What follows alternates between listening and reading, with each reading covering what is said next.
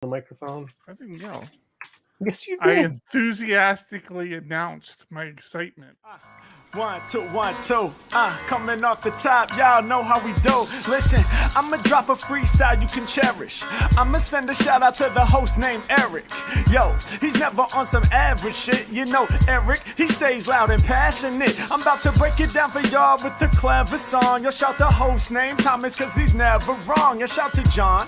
You know that he's smart and quiet, unlike my freestyles, which cause a riot. I'm about to do it like this, cause the people love me. Shouts out to PHP, the ugly. It's called ugly cause it's not professional, but I'm about to come through and bless it with style. So let's do it when I'm spitting, I perfume the room. Yo, the segment of the show is called Doom and Gloom. That came from Thomas. Yeah, can nobody go beyond this? I get the mic and then I'm about to keep it like a promise. Yeah, and y'all know we fill them up with anguish. We talking about the PHP, the programming language. About to break it down, no exaggeration. What do y'all do for a living? Web applications. Okay, I can dig it, my words spray tight.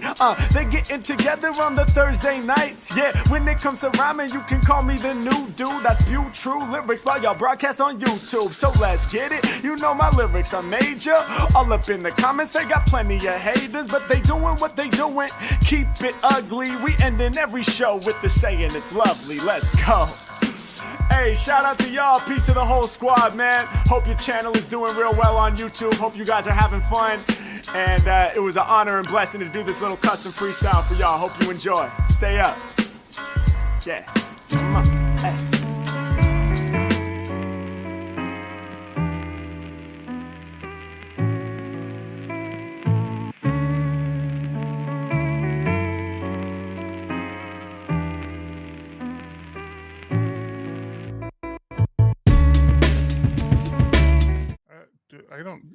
Do I post to my Facebook page?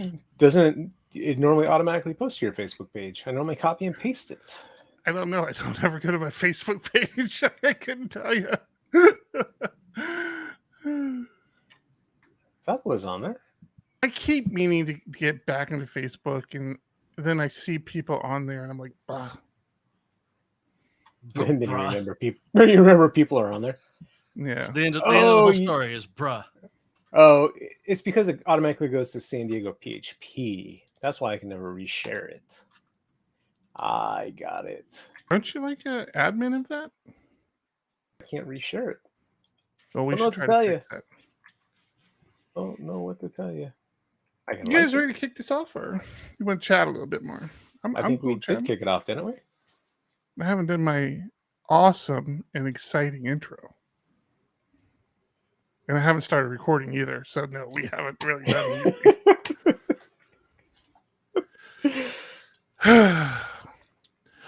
You're listening to episode 297 of the critically acclaimed PHP podcast, where we embrace the elephant in the room and talk about it and love it and just do a lot of inappropriate things with it.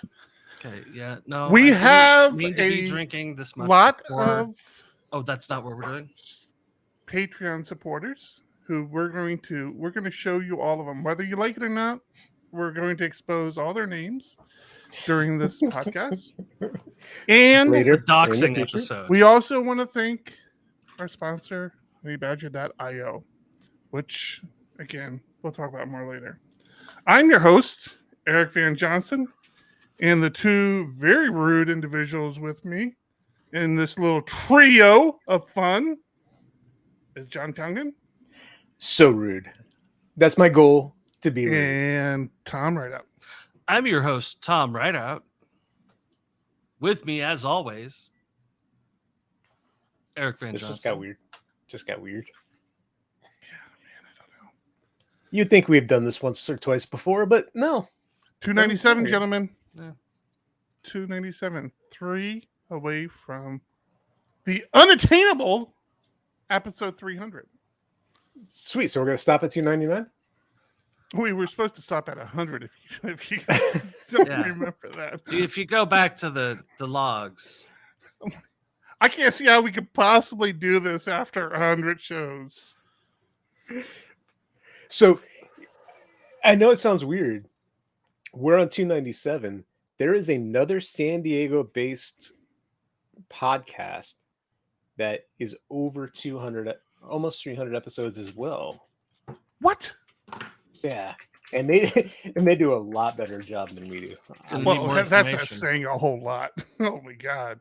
I'm trying to figure out what episode they're up to. Well, what's their okay? show? Maybe they're only up to 225. Yeah, 225. See, you can't even give us credit, John. John loves just knocking me down. Like every time I think I'm doing something good, he's like, "Yeah, no, you're not that good." I'm more excited that it's a San Diego-based podcast. Are you going to share it? Or it is paraglidingtalk.com. Oh, shut up! God. Oh. Mute him now. Nice. Mute him now, Tom. We're back to the two-person podcast. Here we go. It's just me and Eric This now. is why we kick you off the show from time to time. But he's got like 7 to 10 advertisers on that show.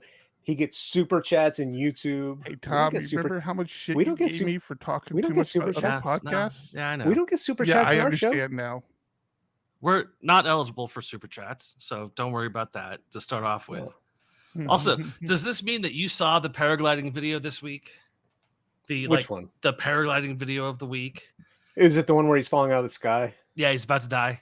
Yeah. Wasn't gonna bring it up, but that I've seen it all over the place. But yeah, it was scary. I haven't. So- Are you going to share it in Trello or something? Because I have no Nope. idea what you're talking about. yeah. Do you have a secondary parachute?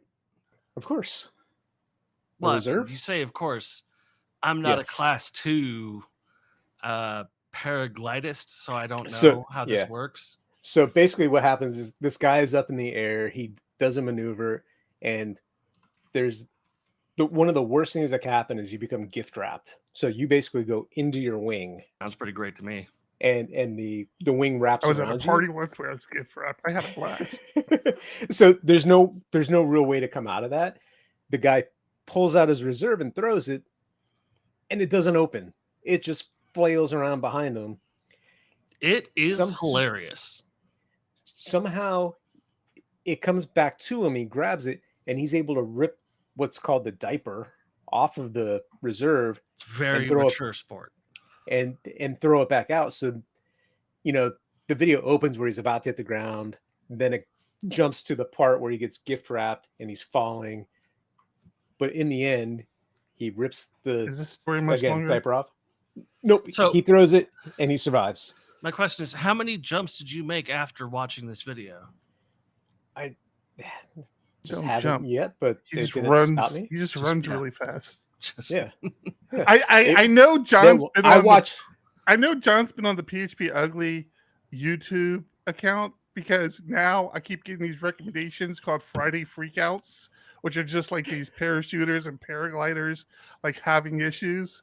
Yeah, I'm sounds thrilling. Sounds like I boy, watch a lot of the paragliding gone wrong type videos as Sure, well. I mean, sure wish I could engage in this activity, but I can't. Because I Hey John, what they call John, common sense. John, What? John, look at my video. Look at my video. Boom. Watch Hi.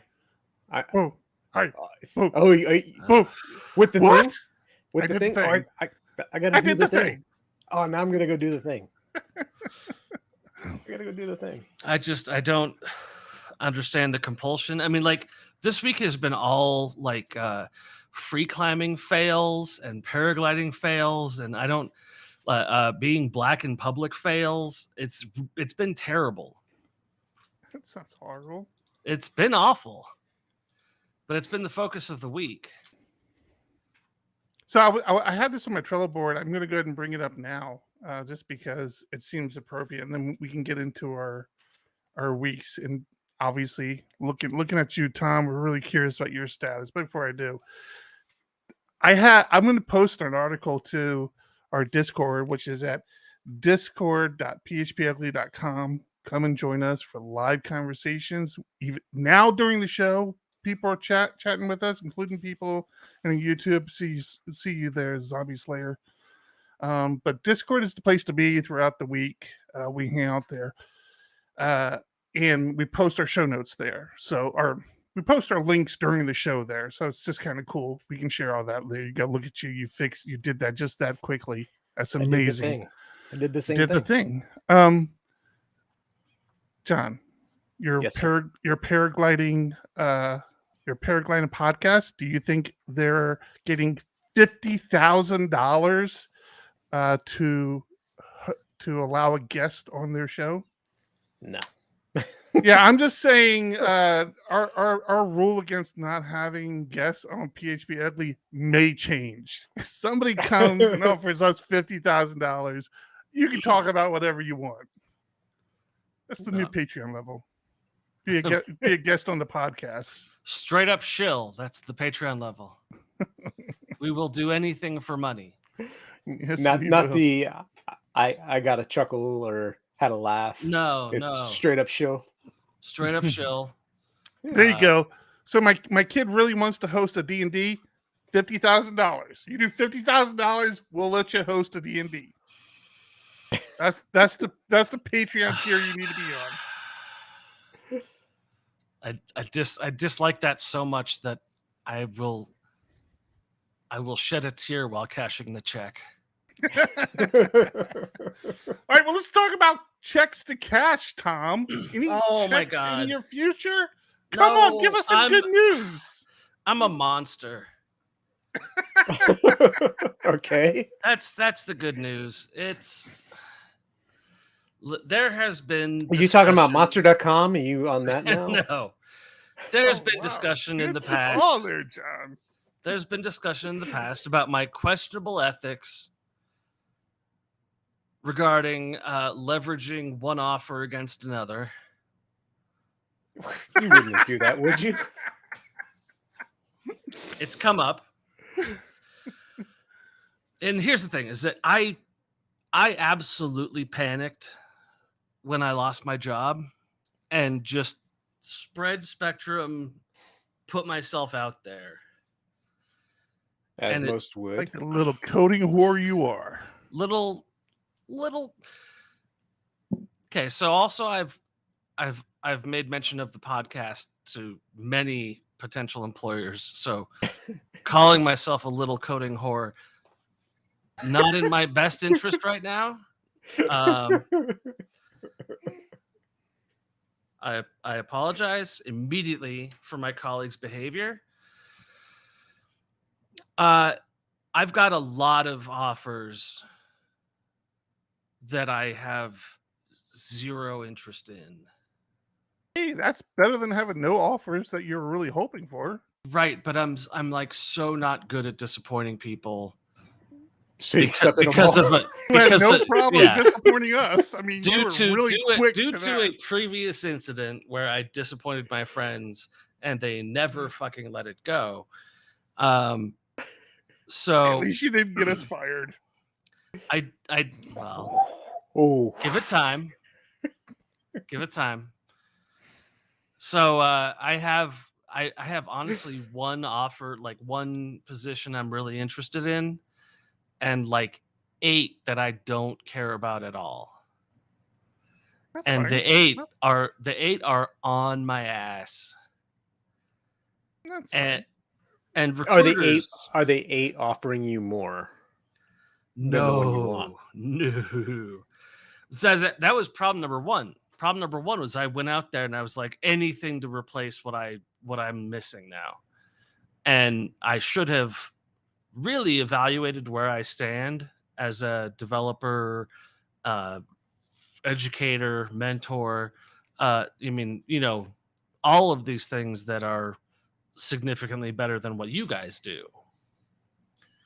And so I just sort of put myself out there a little too cheap. And now I've got, well, like, recruiters are like abandoned children. They really they latch on once they realize who their real dad is, and they don't let go. And I feel very terrible about it. I literally told one recruiter that I'm not interested in furthering conversations. And they said, that's great, and scheduled a meeting with the company the next day. But they're not paying close attention, and I feel bad for them. Let's be clear.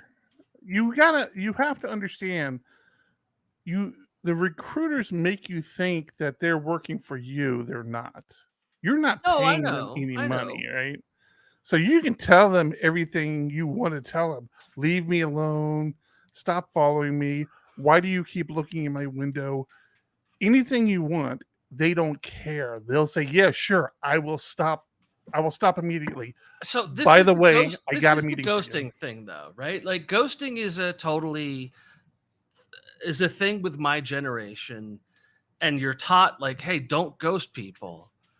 It's rude. You are? Why What does everyone still do it? What I've taken to doing is sleeping through interviews. Yeah, that'll work. That'll work. I got an email from a Fortune 500 company that said we are no longer interested in extending this offer, and I thought, well, yeah, I slept through your interview. I didn't want it in the first place. And I'm curious how many other industry. That same Fortune 500 then contacted me again and said, hey, we think we have a great position for you. Yeah. They're never not interested. Dude, this process sucks. And I'm also going through it with my best friend who is a QA engineer who is like, oh yeah, no one called me today. And I'm like, yeah, buddy. Sorry I talked you into taking a job with my company. But he's an adult. He made his own decisions. I wonder if there's any other industries that have the recruiter issue that we have. I mean, I'm an idiot. I don't know. I did my previous job. I don't think my previous life as a water purification expert, we really didn't have recruiters knocking down our door. I think with most other industries, it's very schmoozy.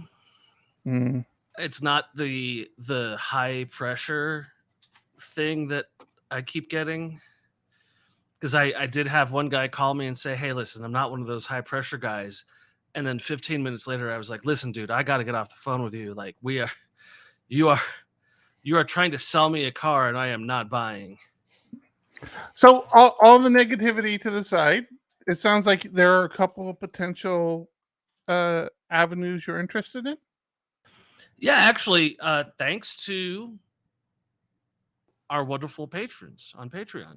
LilHermit.io. Oh, well, that's just as good. Wait, explain this. I received a message from someone on Patreon, actually, I don't know if they're on Patreon, from someone within our Discord, discord.phpugly.com, who said, hey, check this thing out. And so far, that's the one that has panned out best that I'm actually interested in. So obviously can't get into like company names or usernames, but you're worried somebody coming in there and snipe that position from you? Terrified. Okay, so the big news of the week. I'm wearing a Padres cap, a brand new Padres cap, I might add. Juan Soto, one of the most exciting ball players. Just for this terrible segment. Boom.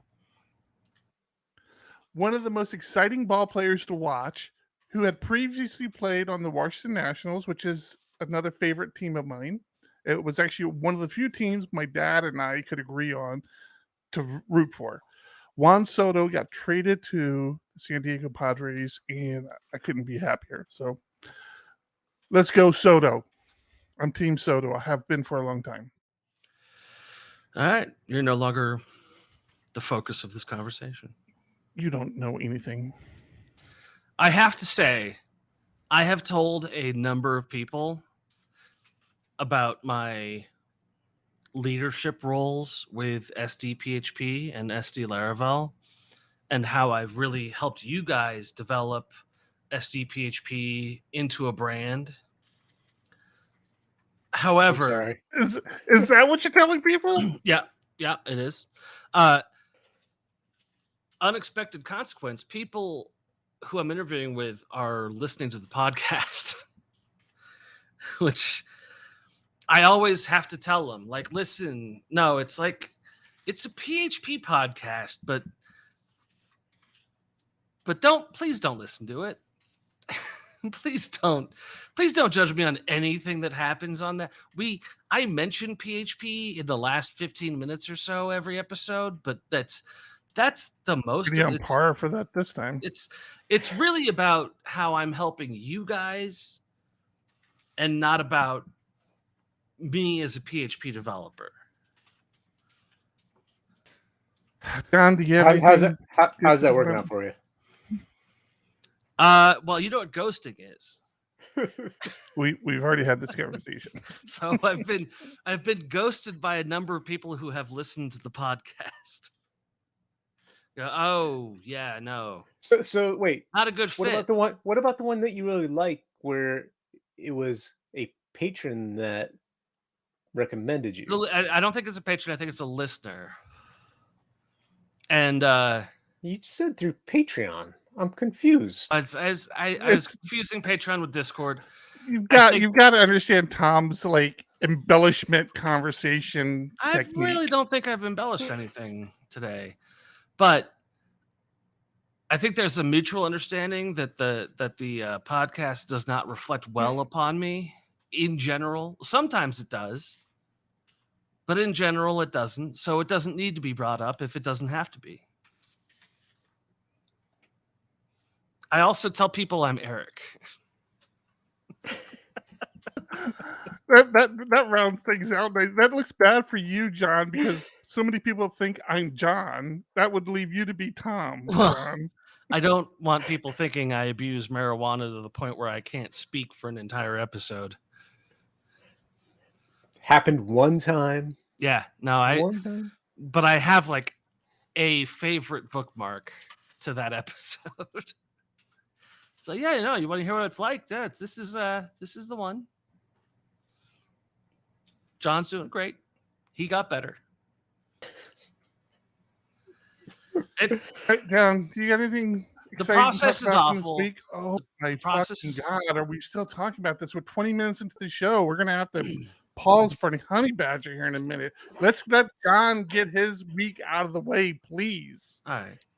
My week, I've had fun working with event sourcing and Eric. I've been enjoying the pair programming with you. None of what you said makes sense.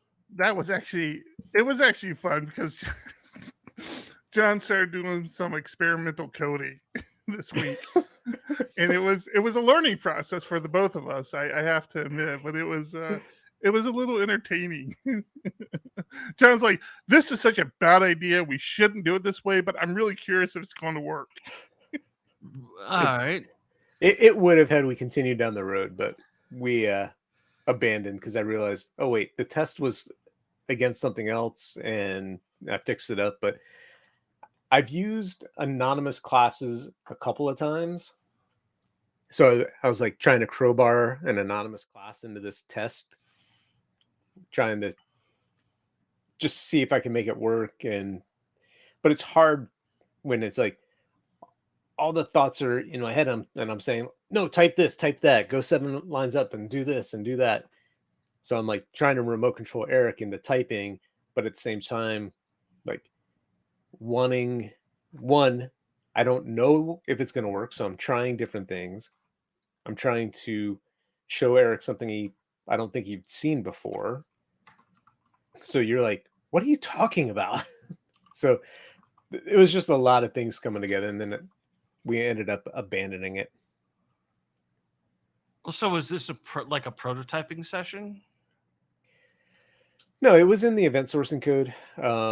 I had a test that was working, and I think a bad refactor happened where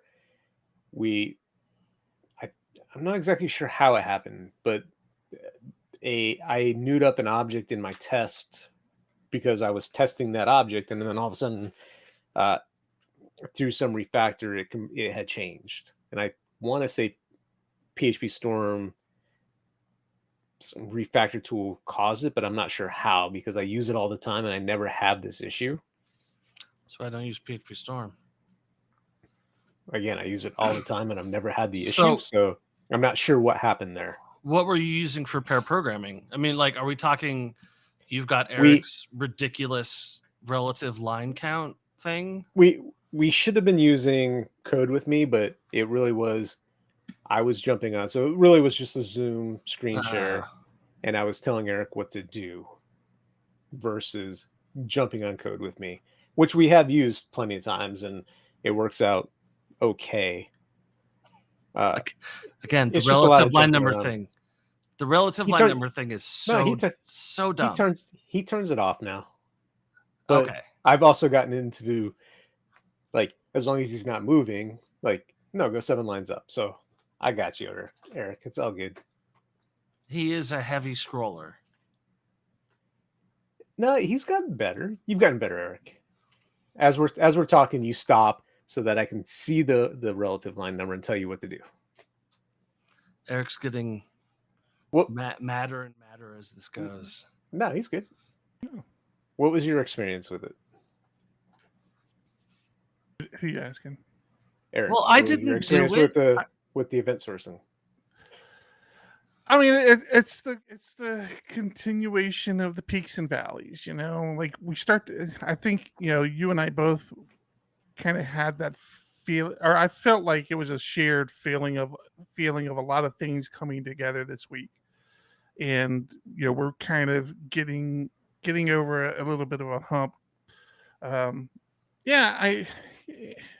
You know, my opinion hasn't changed that much. It's I still want to do it a couple more times and a couple other projects so that it's not such a struggle for me to understand. But yeah, I mean, you definitely feel like you're programming on a different level when you're doing this sort of stuff. In like I said, we couple that with the whole concept of value objects and single responsibility, and I mean, we're not just doing event sourcing. We're kind of bringing a lot of kind of approaches into this project, and it's that whole package is starting to feel good. Like now, it just seems like doing like a normal CRUD app is like almost a step back. Not to say there's anything wrong with it. Like, you know, event sourcing has its place and CRUD apps have their place, but like, yeah, it's just, you definitely feel like that you're doing some so you're getting stuff. That comfort level. Yeah, and the other thing we don't talk a lot about on this project, we don't share a lot about on this project. Yeah, the event sourcing is definitely the hands-on coding kind of architecture or implementation kind of paradigm shift that I'm going through. But the architectural conversations that John and I are having about this particular app, and I know I'm being vague, and I have to be vague. It's a client's app and blah, blah, blah. But the architectural conversations that we're talking about and our approaches to implementation is something else I really have been enjoying. Like, I really feel like we're thinking on a different level with how we're implementing this, and this is assuming everything works out, right? I mean, if it doesn't work out, we're just idiots who just like, you know, didn't do anything for a couple of weeks. But like, we're delivering things. I've had conversations with the client on what we're working on, and we're already delivering things that the client had not anticipated, and the client feels is a major game changer for what they're wanting to do, and that just feels good. And it all seems very achievable. Like, it's not simple stuff, but the approach we're taking with the event sourcing and the kind of abstracted approach we're taking with the code, it's all going to come together. It's going to work, and it's going to be great. And I think it's really something that the client's wanting, and that's just really exciting. I just want to get there just to kind of let them say, yes, this is perfect. So. The thing I'm really enjoying about it, it's my first greenfield event source project. Decoupling our mind from the database, because as developers, we are so focused on what the database looks like, where when you can focus on the class that you're working with, or aggregate, when you're just building up the state of your application and not thinking database, to me is freeing. And I don't know if you've gotten to that point yet with our discussions, but taking your aggregate, building up the state of all of the pieces within it, and not worrying about how you're going to persist it at this point, to me is a game changer. I'm getting there. I have to admit that was one of the things I had said that you were just kind of like, whatever. I'm like, no, I thought that was like really important, man. Because we'd gotten to a point where we are persisting data now. So we're like, okay, we need to persist this data. So the whole concept is that the state of the data and how the data is getting in that state is all part of the event sourcing, right? How did this object become that object, and how was this added, and when was that, blah, blah, blah, whatever. Then when you want to do certain things to the data, you will persist it out to a table. You'll project it. You're right. Project it. We're not calling. I mean, because we are persisting the data. We're persisting the events. So you are persisting as you're going. We just, up until this week, we weren't projecting it to traditional tables or read models that you're going to query. Right. So we did that. We did that this week, and you don't have to project everything, right? You just project the specific data that you're going to want to do something with. In this case, like make searchable by a client, right? I mean, it was not anything mind blowing. But when I was doing it, I was like, well, shoot, how do we track to make sure that this projected data is actually current? And then I remembered, looking through the event sourcing stuff, that the events have a version associated to them. So every time an event happens, it versions it. This is very similar. I make this comparison a lot. This is very similar to CouchDB. Every time CouchDB does something to a record, it versions it. So you can see what version that record is at. Well, you can do the same thing with event sourcing. Well, you're talking about that eventual consistency thing? Well, that's different. No, it's not eventual. Yeah, that's a different concept. But yes, that's similar. So the you can get that version from the event store. So when the record's updated, you can grab what version that record's at. So I'm like, hey, this is what I'm going to do. The data that I projected out, I'm going to attach the version to it. So if there's ever some discrepancy of whether or not the projected data is actually the current data, we would be able to tell by looking at the versions. And I'm like, yeah, John, I just went and did this. And John's like, whatever. You asshole! I was really proud of that. No, I think it was awesome that you found that data and you were using it for a reason. There's nothing wrong with that. Well, I mean, what I use for a very specific reason. What is that? What would that be? Honey Badger transforms you into a DevOps hero by combining error, uptime, and cron monitoring into a single easy-to-use platform. Stop wasting your time tailing logs and deploy with Swagger. Visit honeybadger.io today to level up. Thank you, Honey Badger. Thank you, Honey Badger. Honey Badger. Honey Badger, not only a sponsor, but a product we use every day in the real world. Honeybadger.io. Swear to God, I thought you were going to say victim. What? Not only a sponsor, but also a victim. Well, yeah, maybe. They're dealing with our data, so. So I Possibly. got access to something that I had actually totally forgotten was even a thing. Okay, we said we weren't going to talk about this. JetBrains sent me an email saying, hey, you now have access to Fleet. go to your toolbox and download it. What the fuck is I'm like, Fleet? that's what I said. I'm like, fuck is Fleet? I don't remember what a Fleet is. Yeah, Fleet was a thing everybody was excited about. Fleet was Is this the new IDE? Well, yeah, exactly. It's the new IDE. It's not the reskin of existing IDEs that I've been using for the last month or two now. It's probably been a couple of months. I've been using PHP Storm like daily with the reskin. Fleet is actually a different IDE editor that's meant to be more of a general purpose IDE editor. Like no, VS I'm sorry. Code. I'm sorry. I take this back. I take that back. It's meant to be more of a general purpose editor, not an IDE per se.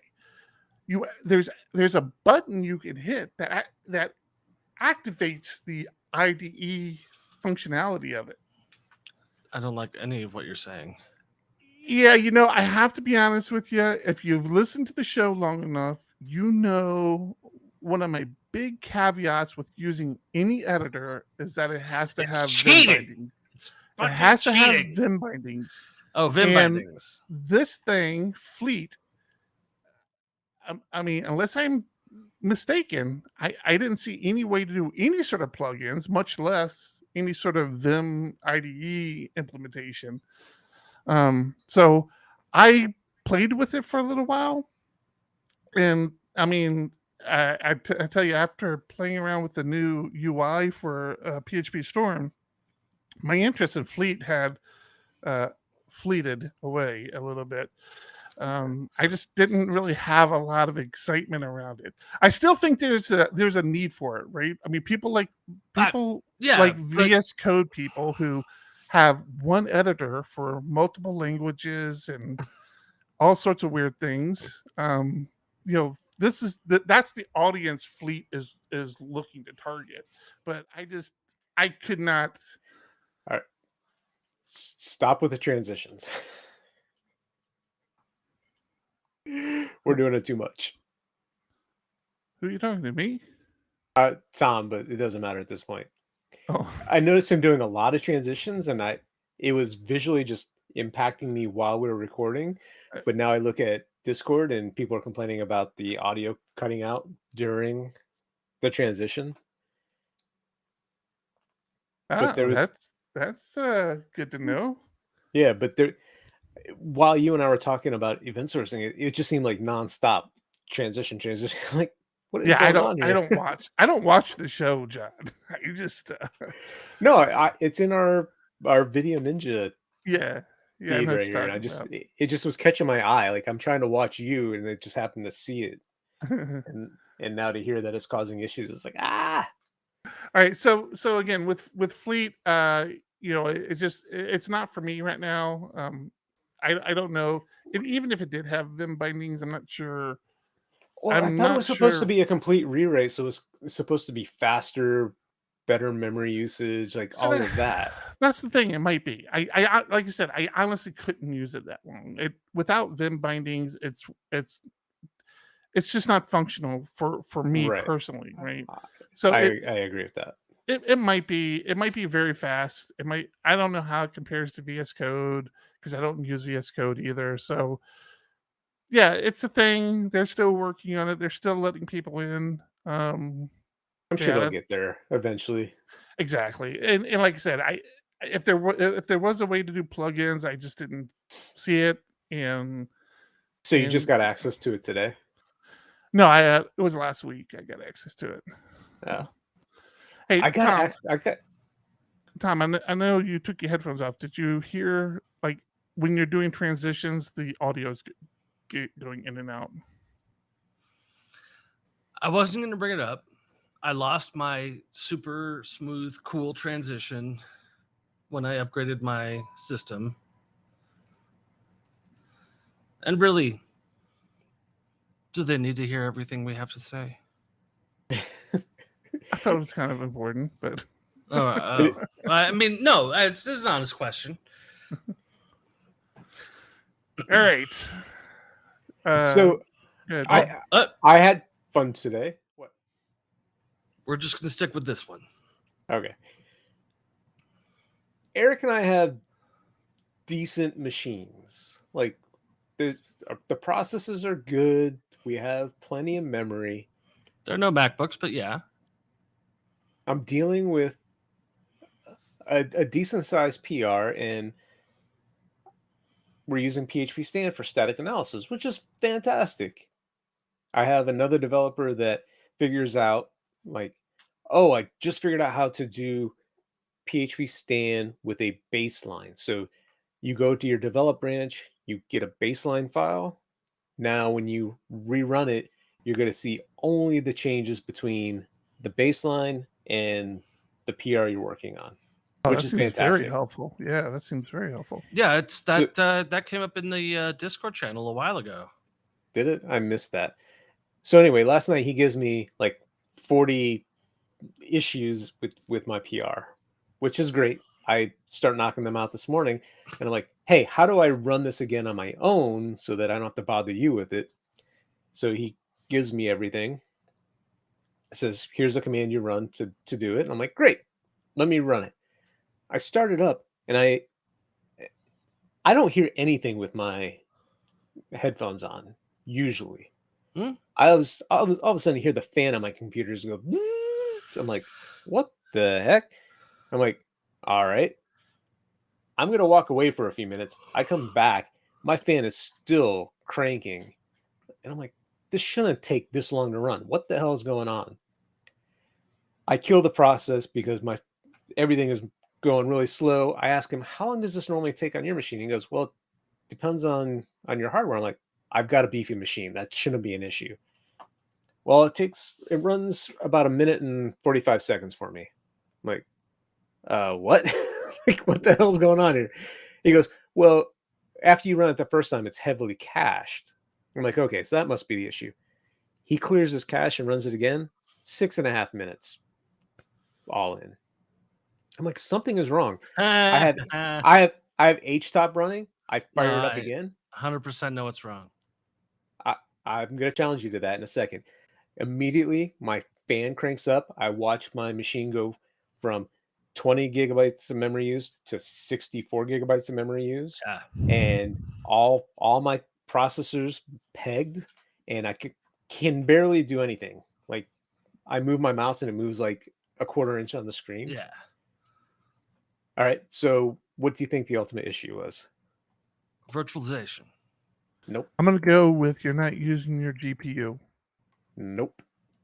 Damn. I tried. I finally got that process killed. We tried a bunch of things, and finally I'm like, you know what? My directory has been around for a decade. I do things in here. Oh, you're NPM?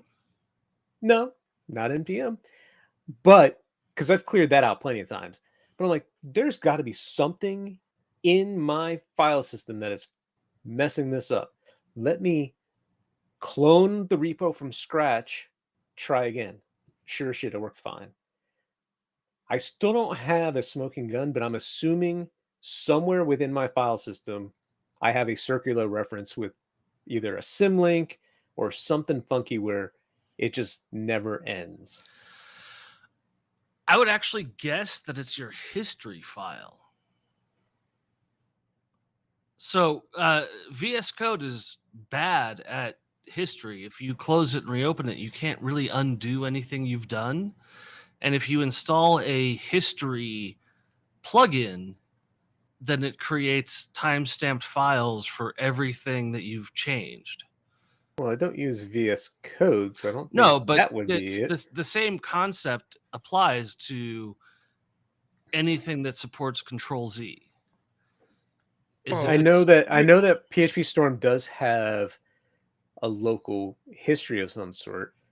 I have since recopied my .idf directory from the old project, but I don't think I've run PHP Stand since I've done that. So I will try that later to see if that's the case. My guess is that you have some kind of history file that has every change you've executed in the history of every file that is causing that. Because I did encounter that with VS Code and only saw it because Git was not told to ignore the new history directory.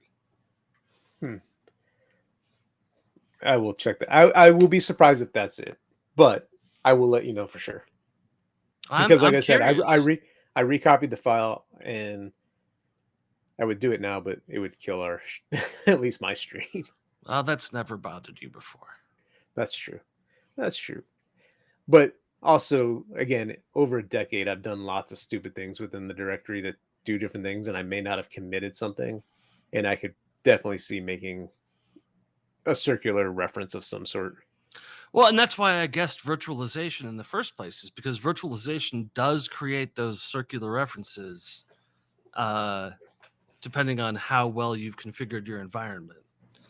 So I've seen public directories pointing to virtualized public directories that had the same content, and then it just ends up endlessly looping on CSS and JS files.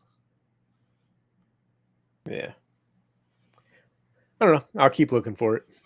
I mean, it Keep us posted in Discord. I'm really curious if when you run it, it's that idea. Yeah, I was so frustrated because I've had different issues over the past few weeks running. NPM was a big one a couple of weeks ago. I was the only one that wasn't able to rebuild anything. And again, I don't know why. So do you still use NPM or do you use Yarn? NPM. So Yarn is outdated, isn't it, at this point? Yeah, I don't think anybody uses Yarn anymore. Yeah, I think. I don't know, man. I've had several conversations where NPM just vomited errors, and Yarn was like, "Yeah, I understand what's going on." Like Yarn was still working. Maybe, but no, we used Yarn years ago, but I don't think that's as big of a thing anymore. But going back to, I had NPM issues. The only way I got those resolved was literally remove my containers and download fresh containers. Don't know why. That fixed that issue. Then I have this issue. So I'm talking to somebody, I'm like, I'm just so frustrated right now. NPM just starts to not work. Possibly. But I was so frustrated. I'm like, I'm questioning my life decisions right now. I could have gone into air traffic control. I could have become an airline pilot. I could beg for money on the corner, all of which sounded better than being a software developer right now. So you know that feature when you do an NPM install or an NPM upgrade, and it's add now. Amazingly enough, NPM install not even a thing anymore. That's weird because I just did one today. No, so if you upgrade to the newest version of NPM, it's NPM add. Oh. Install throws an error. It's so crazy. Anyways, when you run those commands, how NPM lets you know if you have any security vulnerabilities in the packages. Oh, yeah. I wish Composer had that. They do. That's coming to the new Composer. No. It totally is. No. Totally is. It'll automatically do a security scan. Go ahead, John. But wasn't it available before if you included Rove security? Yes. Now it's just part of the base install. Now you don't have to. It'll just automatically do it. There's also a new Composer audit command that you can run that you can manually scan everything and get feedback in. But the one I'm looking for some understanding of, and I'm hoping one of you might have read this article or had heard about this, is the new Composer bump command. So what I'm understanding about this new command is that if you run Composer bump and one of your packages has an upgrade that's within the constraint of what that package is allowed to upgrade, Composer will update your composer.json file with that new package version. Sure.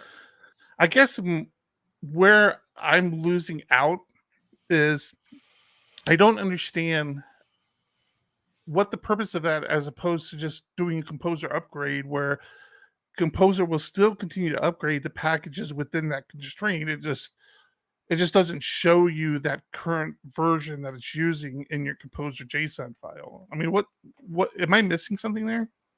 Yeah. What's in? I was just gonna say, I'm assuming it just makes it a little more clear what, instead of having to go look in the lock file of what's installed, it's there right in your JSON file. But Tom, you were clearly on a track to say he was missing something. What is he missing? No, I mean that's correct. The one of the problems here is that the syntax for Composer is a little Willy Wonka. If you have a caret and then a major version and then a minor version, the minor version gets ignored. But if you have a caret and then a major version and then a minor version and then a security version, the security version gets ignored. So it depends on how you format the whole string. It can be very confusing. The minor gets ignored. It So only upgrades the security. The caret means the last dot in the sequence gets ignored. So if you are extra specific and say not ignored, it's the only thing that gets upgraded. Right. So what bump is doing is really making your Composer JSON match your JSON lock file. So I guess my next question, my follow-up question to that would be, then why wouldn't you just make that a feature of Composer Upgrade? Like, why have it be a separate command?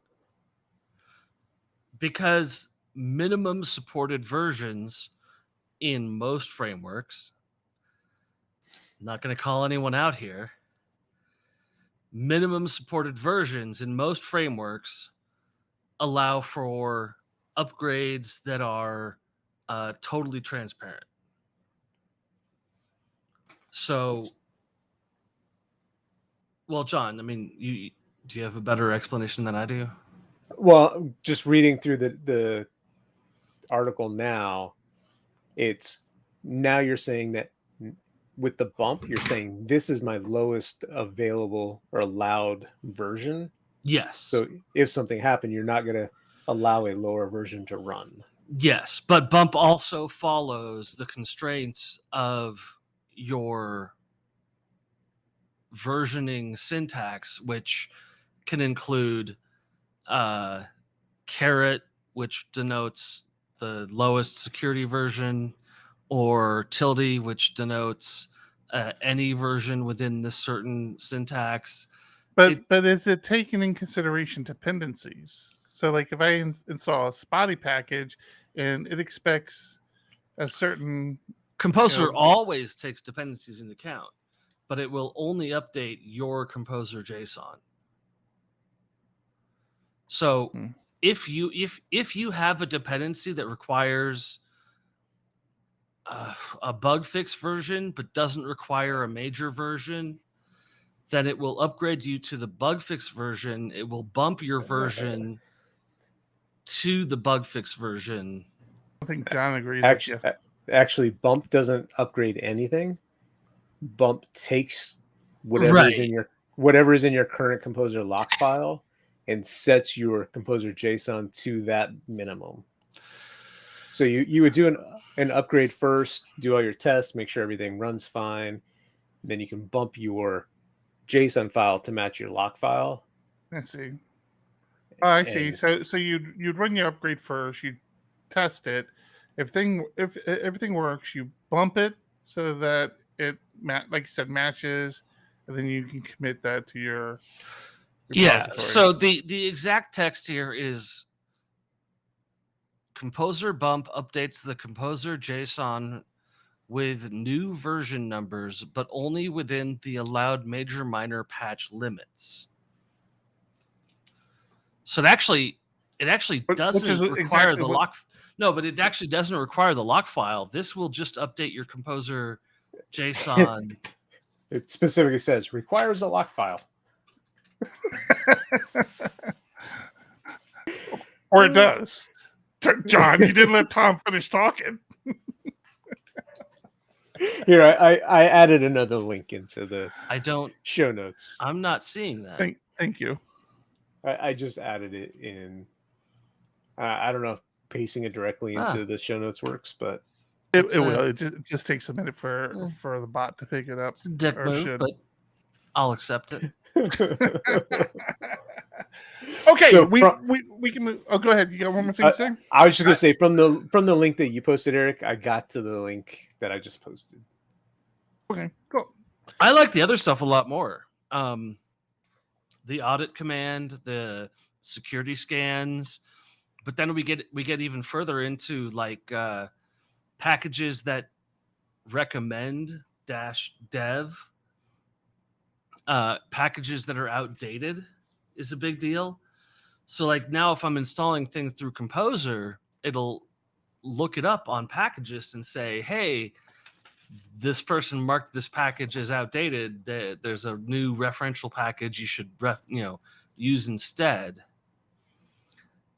Like there's a lot of features here that aren't that one that apparently I don't understand. Okay, we're gonna move on. I got some bad news for you. It's pretty much what you do. If you use GitLab plans to delete dormant projects of free accounts. So if you have projects on GitLab and you're on their free tier, and that project has sat dormant for over a year, they're planning on deleting it. Hey, I got some good news. We better go. I got some good news. GitLab decided that was a bad idea and apologized for suggesting it, and they are no longer going to do that. So, yeah. You just had my heart racing. I'm like, crap, we got a ton of. I'm so glad. There. I'm so glad that GitLab has been listening to the podcast and learning from our example. I know. I thought the same thing. The decision that you make today, you probably shouldn't make tonight. I'm like, God damn it! How expensive is GitLab? Maybe I'll just pay for an account just so I don't have to worry about that. It's easy enough to clone and then move to That's something true else too. that we're already paying for. Yeah. I did the same thing. So I immediately put that article in Trello. I'm like, this is horrible, and I started looking around, and then like a second later, I saw on Twitter that by the way, that thing we talked about doing yesterday, we decided not to do it. It's the register. We don't like the register. It was on Twitter too. I think GitLab's posted on Twitter where they said that they weren't. You know what is difficult but entirely worthwhile. Honeybadger.io. What? Becoming a patron on Patreon. It's a new month. It's a new Patreon screen. This is why you want to watch the show, just to see our wonderful Patreon supporters in the beautiful screen that they're on.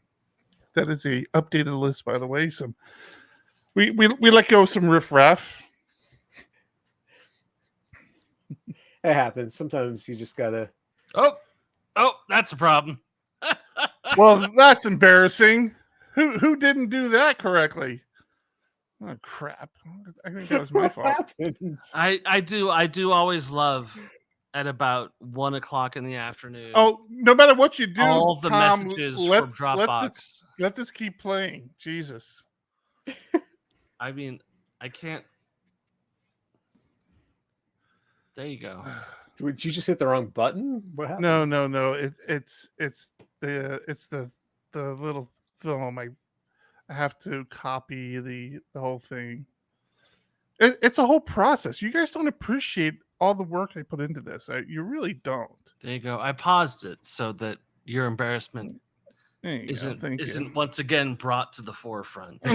I'm fixing it. I'm fixing it now, so it won't be an issue moving forward. But we are thank you. Extraordinarily grateful to our patrons, to Honey Badger. Tom's especially grateful if he gets a job from you guys. So thank you. Oh wait, no, I'm sorry. We've clarified it wasn't our great Patreons who helped you get a job. It was somebody. No, it's somebody. If you're wondering who ruined it, it's Eric. I honestly forgot because that's how you started off, and I had saved it in my brain. I saved a thing just for you on our Trello board. Thank God. Artisan Tinker in Vim with Tinker Ray. Yeah, I'm sorry, I'm not going to be excited about this. Do you want feedback on it? So honestly, for me, no, listen to me, listen freaking to me for a second. So first thing, this uses that spotty service X-ray, which I don't use. But to further expand on that, for me personally, when I code using Vim, running Tinker is not an issue for me. Like with my configuration, I know. Bring up this little floating terminal. I fire up Tinker, and it's in there running. It really, it's great. What is Spotty's package? Because we had signed up for it at some point. Did we? Right. Oh no, we purchased that event sourcing tutorial or whatever it was, and it came with X-ray. Now the ticket's archived. You can't even put it in the discussion points. X-ray. I know. So the person who created that is actually a really fantastic Vim Laravel developer who uses Vim frequently. So yeah, I mean, I don't use X-rays. I didn't care, and the concept of running Tinker in Vim is just not that difficult. So again, didn't really care. But yeah, if you're excited about it, Control Z and you type Tinker, you're done. You're good to go. It said Vim in the title, so I put it on there, thinking that I would somehow be respected for acknowledging Vim is a thing. I apologize. Moving on. So maybe I'm wrong. Actually, maybe I'm wrong. So maybe. Just a chance. I thought this Laravel Ray was a spotty service, because like John said, we kept getting emails about it. Hey, you haven't used your free trial, and I'm like, I don't care to use it. It looks like it's also a package out there. What? Can we talk about the state of Laravel? It's a desktop app for Mac OS.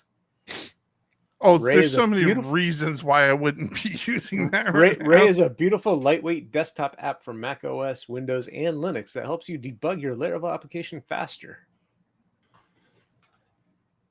Yeah, that explains it. If only your ad reads were so good. I think my ad reads are pretty good, damn it. So how's this? Oh, this is for debugging. So this is different than Tinkerwell, which is a desktop app for Tinker, which runs on Linux, by the way. I have installed that. I don't use it because I haven't figured out how to use it with Lando, but it's just not that big of a deal for me. Yeah, glad I brought it up. The state of Laravel.com has released their 2022 survey results. Have you guys read this at all? Negative. No, but Ray is looking pretty cool to me. Anyway, go ahead. What's wrong with you? You know we do a podcast, right? We do? Oh. The survey. I thought we were just talking together. Survey is kind of fascinating. But for me, mostly because of the first result and the last result. Okay. The first result is how many people completed the survey. Down 42%. This year is down 42% from last year. To be fair, this year people can go outside and do things. Last year people were just looking for things to do. But then you look at the last result, innovation speed. The question was, the Laravel ecosystem is changing / innovating too fast. And it is the only question that has a footnote that says, I'm pretty sure people misunderstood the question. Wait, where does it say that? It's a very, very, very last result. There have been comments indicating that the question may be misunderstood by participants. Why? How would that be? How would that be misunderstood? I'm wondering. How would somebody misunderstand I'm not sure, but this is the question that was relevant to me out of the entire survey, because I did the survey. Sure. And the question to me was, is Laravel fucking up by moving too fast? That's and not the question exactly, but yeah. Sure, but the answer was overwhelmingly yes. 50% I would say, yeah, a strong 50% agree. Yeah, half the people agree. 50% agree. 30% were neutral. Yeah. Only 18% disagreed. So everyone has to decide for themselves how to weigh these numbers. So you're gonna weigh it in the favor of how you feel. Right. There so you like the only that's the way we need to do our surveys in the future. Exactly. So everyone can interpret it to fit their needs. I'm pretty sure they didn't understand what I was asking. It is such a weird caveat to the only question that criticizes Laravel. Smokes. Do you see the location one? You see the location one? Yeah, it's also weird. I didn't plan. North America is third on the list. Europe and Asia is the question is, what continent do you live on? So these are the people responding to the survey, and overwhelmingly Europe is ahead. Like they're 49% as of this year, and Asia is at almost 20%, 19.5%, and then America is only 14.5%. That's shocking to me. I would not have thought that. Okay. Yes, that value is shocking. Take into account all the other values, because 100% of the results feel like bullshit. Years of programming experience, 10% have 20 plus years of experience. 10% have 20 plus years experience? Yeah. Well, I fall into that category. But you don't use Laravel either. Years of Laravel experience. 50% have 2 to 5 years, because 2 to 5 years is the most vague possible value to apply to a study that only has 10 years of values. All right, but not my biggest problem. My biggest problem. Are you publishing or contributing to open source projects or packages? Okay. And overwhelmingly, people said no. 60% said no. 41% said yes. What's wrong with that? Yeah. Do you contribute to open source packages? Yes. I have commits that have been not on the regular. Would you say you contribute or have contributed? I have contributed. I wouldn't say I contribute. I'm not actively contributing to any open source package. Right. So, the question on its own,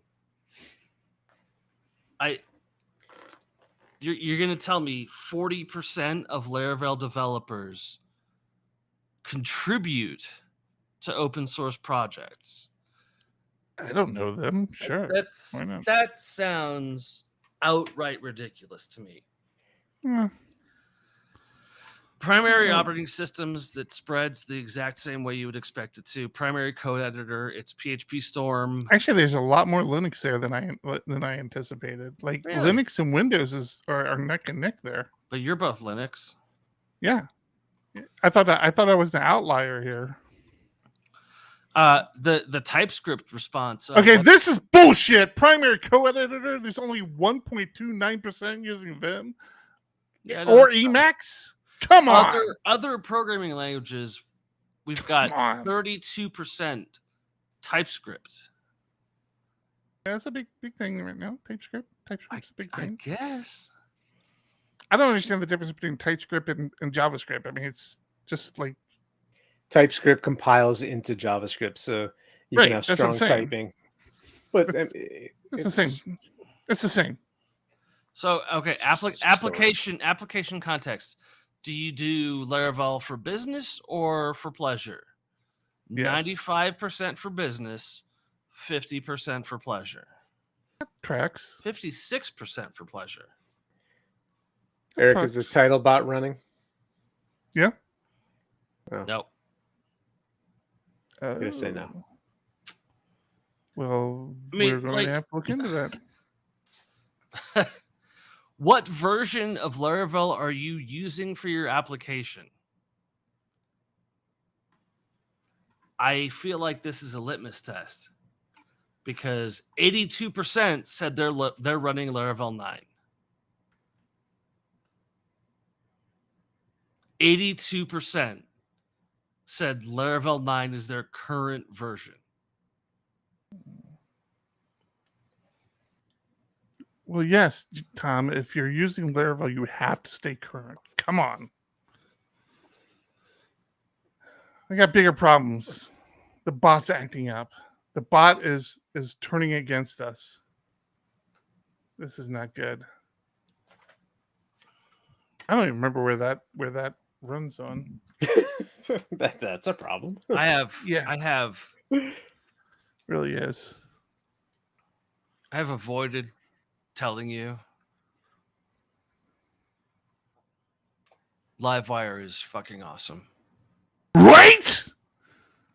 I know. It is so awesome. I got a developer. So the project I'm working on, another developer is working on the front end and is doing Livewire. And it's a big deal because it's the first time we're introducing Livewire to this client. And it's just so awesome. I mean, like that doesn't even cover how awesome Livewire is. And so Game changer, right? As part of my unemployment, I have been learning all of the front end frameworks. So I've done Livewire, Alpine, the Caleb Porzio stack, as they call it. Right. Vue, React. So you can finally say full stack and not complain about it? Different conversation. I actually had an interview where they said, "Are you full stack?" And I said, "I can do JavaScript and PHP, but if you ask me to do CSS, I will literally quit that day." And he did not like that answer. Yeah, future employers don't typically like to hear that sort of talk. Well, but he then emailed me later and said, "Oh, I understand." But I feel like you just added that to the story to make yourself sound better, but whatever. We'll go with it. I know I am better. I am the best. Turns out the cure for imposter syndrome is embrace it. being recruited by 40 people who think you're God. But Livewire, I was stunned by the considerations that were taken. The debounces, the persist stuff. I mean, it's all stuff that's part of Alpine that I learned later. Alpine does this natively, but Livewire includes all of this behavior to mitigate exactly what I'm concerned about. But authentication doesn't work. What do you mean authentication doesn't work? That's crazy. It's not. It's it doesn't. Laravel. It works fine. You're not doing it right if you think it doesn't work. So I'm very used to request objects, and Livewire totally circumvents the concept of request objects. No, that sounds like a you issue, not a Livewire issue. If you look up authentication for Livewire, it's basically like the shrugged shoulders emoji, and it's like it's just using Laravel's stuff. I don't understand. It just says there's stuff. There's stuff, but like model persistence, my huge concern with Livewire is authentication. Because it does not. I don't see any issue with authentication. It really doesn't cover authentication. No, you're wrong. The way that I would want it to. Well, that might be the case. It might not do it how you expected it to be done, but it handles it just fine. So you're wrong. It handles it under the assumption that you have the Spady authentication package installed. No, I don't think it does. I will disagree with you there. Alpine, on the other hand, I'm in love. I'm in love with Alpine. I spent 20 hours learning Alpine. And that's pretty much everything there is to know about Alpine. Yeah. It's and fantastic. then so I went from Alpine to Vite. How do you compile Alpine assets? How do you separate them? How do you persist models between things? And I ran across a kind of a funny article called How to Optimize Laravel Application Performance, who was written by the creator of Laravel News. Okay. This article was published 2 days ago, and one of the main topics of discussion is learn how to use Laravel Mix, which is no longer the standard for Laravel. Are you sure about this? Yeah, you need to show me a link. It's in the how to optimize performance, how to optimize Laravel application performance. And it quickly gets into how do you use Mix to bundle things and process your files faster. It was written by I can't get the name now. It just moved it over. It was written by Eric Barnes, the creator of Laravel News. Yeah. The creator of Laravel News, and it was released August 1st, 2022. Yeah. It was released 1 week after the announcement, or 2 weeks after the announcement that Laravel Vite is the new thing. And I just thought that is such a perfect example of like, hey, these results don't seem right. So reference previous surveys we've performed and judge it with your own eyes. Listen, they have the catch-all on this. Laravel iterates quick. Sure. The dude obviously spent weeks writing this nice article. And right before he released his article, Laravel came out and said, hey, Mix is dead. Vite's the way of life now. And I'm like, imagine the crushing feeling where he's like, fuck it, release the article anyways. I'm pretty sure that's not what... Dude, imagine if you released a magazine just for a second and you're like, here's how Laravel Mix works.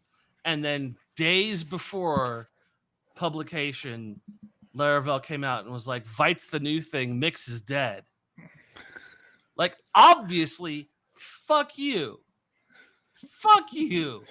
A minor release, and now you're telling me that the CSS compiler is different than the one I just spent weeks writing an article about, how to optimize, how to do it right. No, this article it's literally a paragraph in this entry thing. Come on. Oh, and do you think paragraphs? You think he didn't spend a week getting that paragraph exactly right? No, I don't. Find out that Vite is now Vite is dead. New best friends with Laravel Mix. The whole dude, it's so upsetting. But you can. I thought Vite was an option. It's not a requirement. Or is it a requirement? No, it's totally an option. It's currently an option right now. Yeah, yes. It will be documents, and it says, "Hey, if you still want to use Laravel Mix, here's the ancient documentation that references it." All I know is such horseshit. We switched from Mix to Vite for a reason. Hey, But you Vite's- had done that. Vite's you've done, great. You guys And had you know done what that they- sometime you know what back. they do Damn really it, well. Tom! Chill out Yes. for a second. You've done that Yes. back a little what time, right? A few weeks. It's or a couple months. Like at the front end developers went to some Vue conference, came back and said, "All right, we need to move to Vite," and they made it happen. How painful was it? So I did mean, Taylor. so to be clear, we're not talking about Laravel application. This is Right. It's not homegrown stuff. it's not Right. Laravel at all. How They just said, how painful was it for you guys? I don't know because I'm not a front end person, so I don't pay attention. I don't think it was that bad. Uh-huh.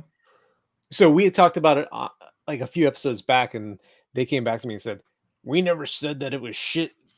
No, he wasn't that mad about it. It was more like we had just outgrown Mix. He didn't get all Vite- Tom about it. Vite was the next thing. It was the proper move to make it. No, I can read between the lines. I was saying, John, you missed this. I was just saying, 1 week after Vite was announced, the new default, the creator of Laravel News released an article that was about how to use Mix to improve performance on your application. I just want to put out there, anybody who's looking to You hire Tom, he doesn't usually drink during working hours, so he's not this Okay, obnoxious. Usually. don't start lying to people. Dude, I'm honestly trying to help you here. Yes, Vite is better. But to make a change where the But if it's not going to change and you're required to use it in your current application, what's the problem? They're saying new applications that, like, if you do a Laravel new and that's the default, then I you have mean, to be change it. fair, I mean, be fair on that statement, John. not to beat a dead horse, the way that Laravel enterprise. iterates, you're going to be forced to use it very soon. Like the moment Laravel 9 comes out, if you're going to stay current, you're going to be forced Sure. to use it. I mean, this is a real world issue for us, right? We're going to have to look at this within the next couple months because we are trying to stay current with the releases of Laravel. Just maintaining security fixes, you're gonna have to look at this. Because All right, that's it. That's enough talk on Vite. That's Dude, enough talk dude. on everything. What, Tom? What else do you have? What? well, I found a new thing that I'm very interested in. Stack Overflow or Stack Exchange has a code review section. And this really gets my goat. Like this, I am on top of this. Do you have a link for this? I'm not seeing a link anywhere. It's literally in the Trello board. It's the big question mark thing. Q.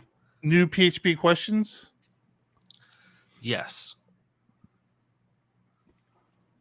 So, Stack Overflow, aside from being an absolute cesspool of horrifically critical people, And has how I do half of my coding or 90% of my coding. absolutely has a code review website where you can upload your code and say, am I doing this the right way?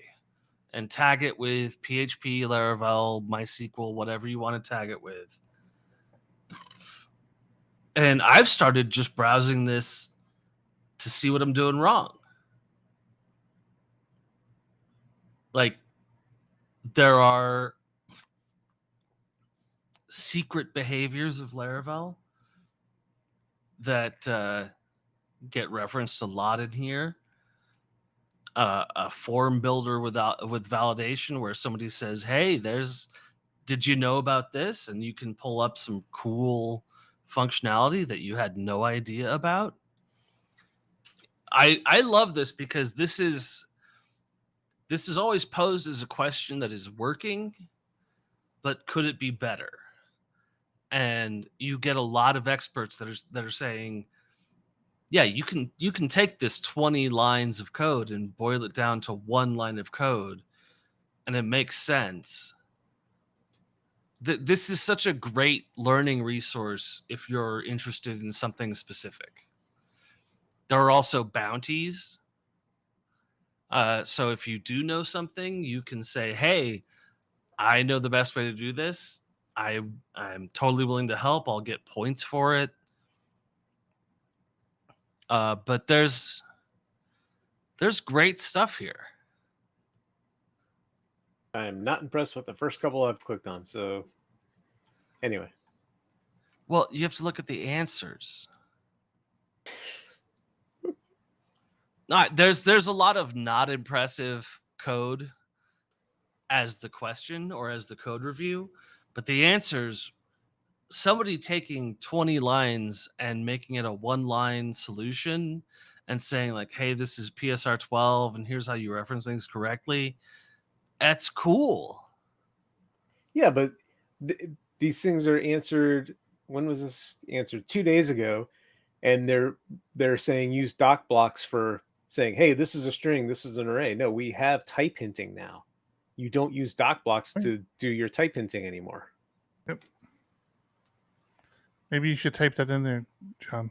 You'll get points. Yeah, you get points. I don't want points.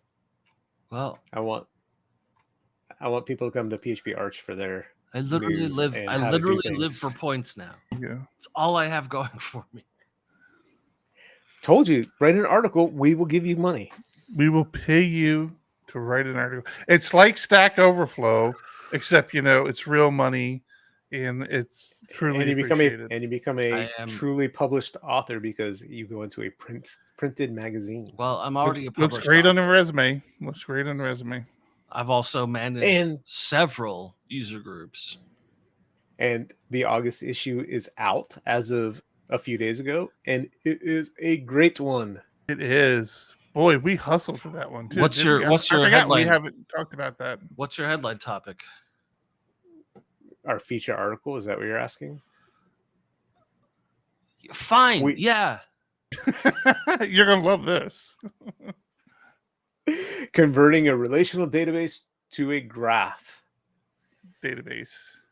Oh, I do. Yeah. That's one of the feature articles. I do really like that. The other feature article is using Vim. We talked about that last week, though. All right, I already spoiled that one. And one of the better articles in the magazine, and if you're interested in what's in the magazine and you're not subscribed, there is a podcast over at PHP Podcasts, PHP Architect called PHP Podcasts. That kind of gives you a little bit of a hint. We don't give away the magazine, but we'll let you know. There's a great article in there on Blueprint, which is something that our guy Mack from Laravel Shift created that I never really paid a lot of attention to. But after reading Joe Ferguson's column, I'm like, hey, man, this actually sounds pretty cool. I'm going to have to give this a shot. So... All right. Stuff in there. With that said, if you're not a subscriber to PHP Architect, you should think about doing that. One thing that's often missed, and I am going to continue to hammer this home to people, when you subscribe to PHP Architect, our entire back catalog opens up to you. So you get all the magazines from the beginning of time. They're available to you in digital format. As long as you are a subscriber, you have continued access to them. It really, you can't get a better deal than that. So consider being a PHP Architect subscriber, consider to be a Patreon supporter of PHPUgly, consider, I don't know, finding Tom a job. God. And with that, we are going to wrap this up. There's no later. We're wrapping it up. This has been episode 297 200 PHPUgly. I'm Eric. I'm John. I'm Tom. Keep it ugly. This is where you hit the button. 1, 2, 1, 2. Coming off Now- the now top, zoom y'all in and know out how we the whole do. time. Boom, Listen, boom. I'ma drop a freestyle you can cherish. I'ma send a shout out to the host All right, I'm named going back to Eric. my script Yo, here. he's never on some average shit. You know, Eric, he stays loud and passionate. I'm about to break it down for y'all with the clever song. Yo, shout the host name Thomas, How's cause he's this? never wrong. Yo, shout to John.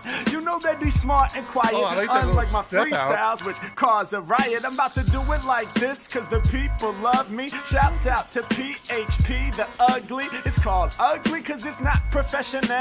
But I'm about to come through and bless it with style. So let's do it when I'm spitting. I need to get, like, the the- room. Yo, the segment of the like, show is going called Doom and Gloom. That this came part from of the Thomas. show. Yeah, can nobody go beyond this? I get the mic and then I'm about to keep it like a promise. Yeah, and y'all know we fill them up with anguish. We talking about the PHP, the programming language. About to break it down, no exaggeration. What do y'all do for a living? Web applications. Thank you, Okay, Eric. I can dig Ernest it. My words speaking spray kid. tight. They getting together on the Thursday nights. Yeah, when it comes to rhyming, you can call me the new dude. Or should I say, true lyrics by y'all mucho broadcast on gracias. YouTube. So let's get it. You know my lyrics are major. All up in the comments, they got plenty of haters, but they doing what they doing. Keep it ugly. We ending every show with the saying it's lovely. Let's go. Hey, Oh, we shout got out the to y'all. dramatic Peace to the effects. whole squad, man. Hope your channel is doing real well on YouTube. Hope you guys are having fun. And it was an honor and blessing to do this little custom freestyle for y'all. Hope We you need a enjoy. soundboard. Stay up. Yeah. Come on. I was looking at soundboards. For Linux. I couldn't figure out how to tie them into the Stream Deck. What's this? Kind of slow. Very slow. Hey, kitty. Can you turn off the feedback? Oh, You can't hear put it. your headphones on.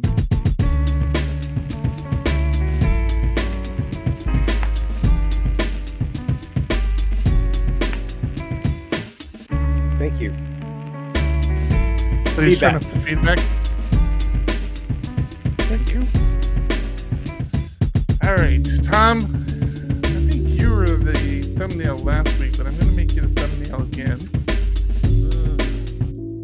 I want to do a Livewire one. I want you to give me like a. What the hell happened there? What's this one? There you go. Give me a I want you to take your headphones off and your glasses off when you do this, and move your mic to the side, and give me like a shock look. I'm going to try to see if I can't like wire you up to look like you're being shocked.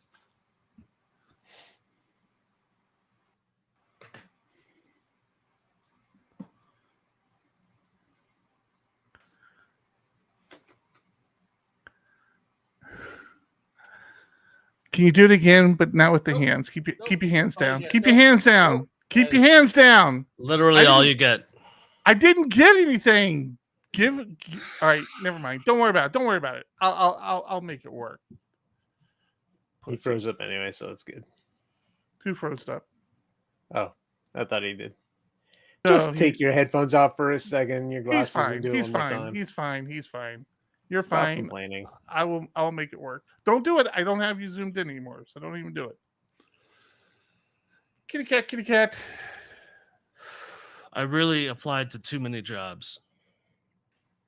Nah, you're fine. I So don't know if Nick, that's possible.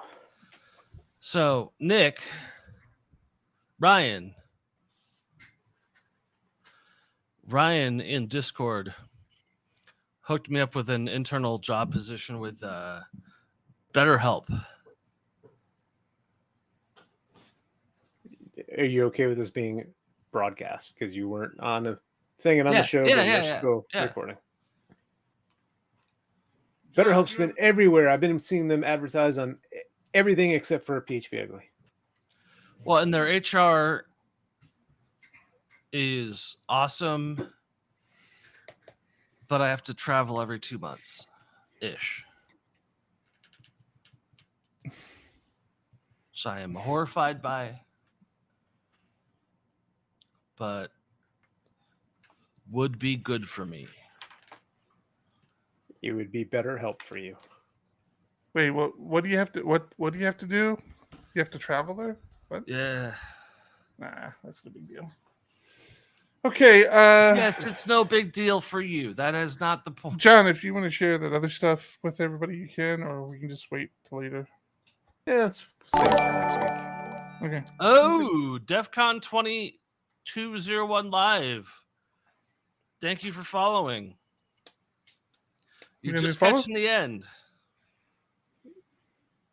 Yeah, so at some point we need to do the whole like you transfer your Twitch people to other Twitch people, whatever that's called. Oh, raid! You got to raid somebody. Yeah.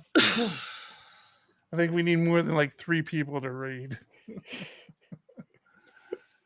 right, This let me see if this process is so stressful. I Raiding imagine. people.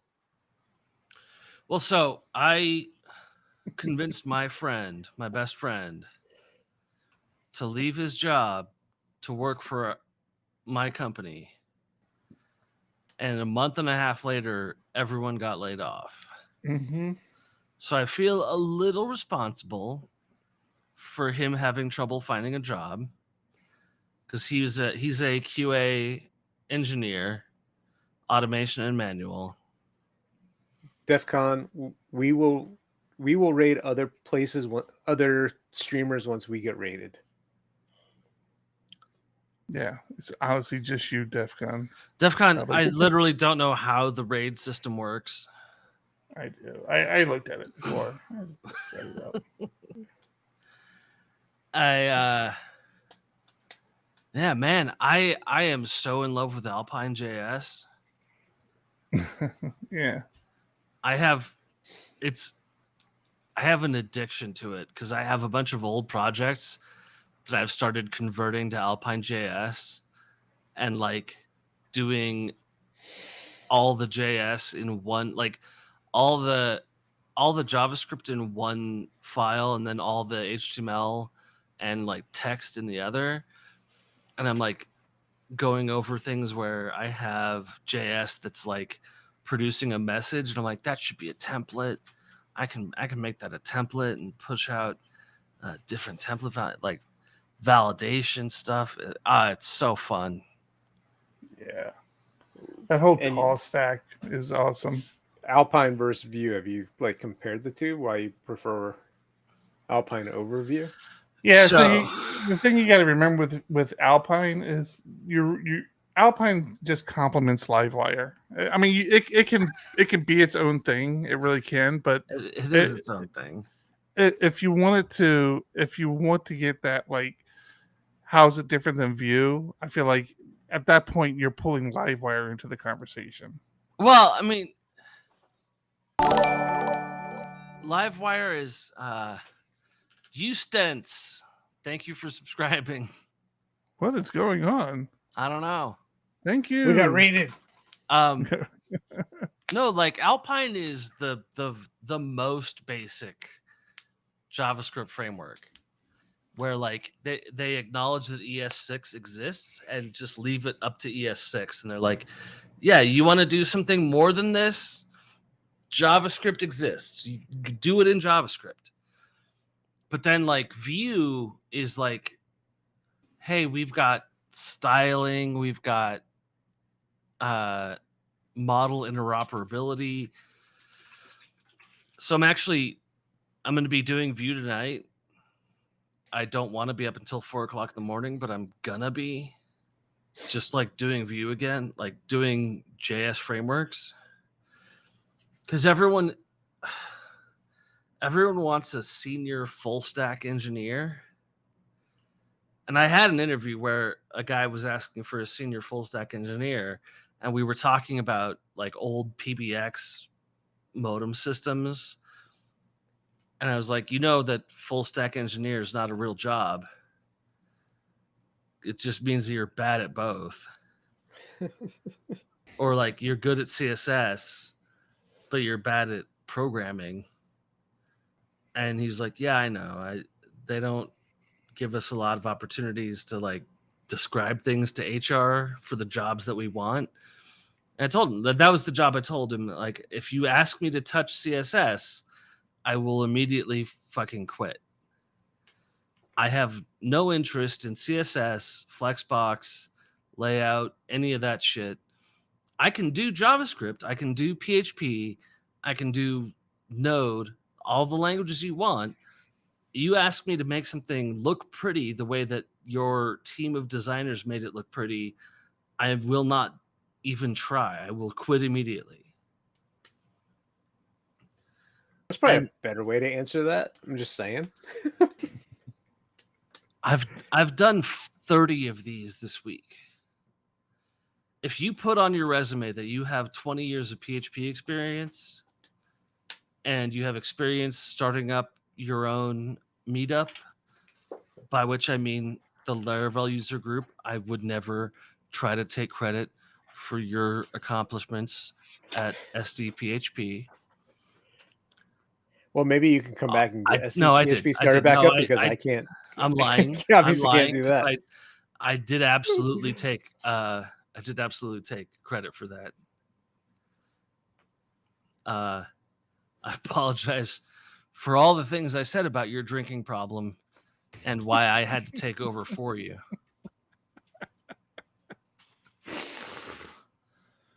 And I did link them directly to the episode where you just stared at the camera for an hour. What's wrong with you? Yeah. So, no, like I did a meetup. We started the Laravel user group. I continued the Colorado Springs user group, and it fell apart. You don't have to tell them that part. Well, I do. There's no programmers in Colorado Springs. It's weird.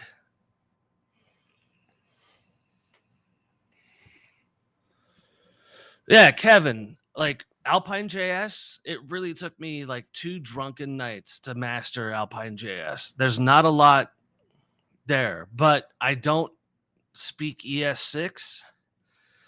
So I'd spend another 2 nights learning ES6 syntax and async await stuff. Oof. I got one good tutorial on async await that was just like mind expanding.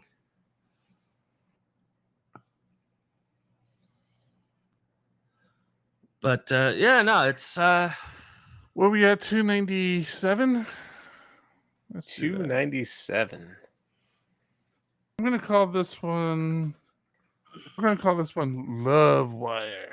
PHP Lovewire. Because Tom has fallen in love. There we go. This is gonna be awesome. I don't remember saying that. It's exactly what you said, verbatim. I was like, I think that's actually a quote from you. So yeah. Livewire is very cool. PHP Lovewire. But like I said, the authentication, the request object part of it is really missing. No, it's not. You just don't know what you're doing. Really is. It really isn't. I promise you. It's 100% there, and it is awesome.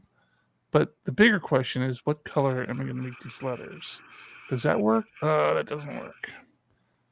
I don't like that color. I hate you.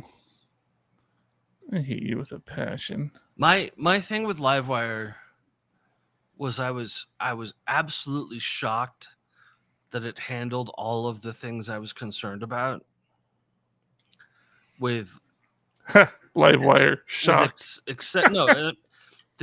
I've always been concerned about the excessive request rates of Livewire. And once I got into it, I realized like, oh, it's handled. You have to handle it. But then I got into the security part, and I was very disappointed by how it handles auth and handles it just fine. It doesn't seem that to. Again. I'm not going to tell you that again. You're pissing me off. I'm not going to tell you again. All right, there we go. That's it. We got ourselves a thumbnail. Let me throw a little logo on there. Actually, I've been putting this logo down. Let's see it. It's coming. It's coming. Discord. Hold on. All right, we'll put this down here. No, I'm gonna put John, are you down to clown on some Rocket League? Sure. Clown down to clown. Oh, this is awesome. This is a masterpiece. We really need to create an award for thumbnail creation of podcasts. And once we create it, we need to give it to me. Because I'm so good at this. I already hate it. I'm so good at this. Even though you don't do what I tell you to do, I make it work. I should get paid to do this. I really should. All right, Discord. Here you go. Thumbnail for today's show. 297, right? 297. PHP Lovewire.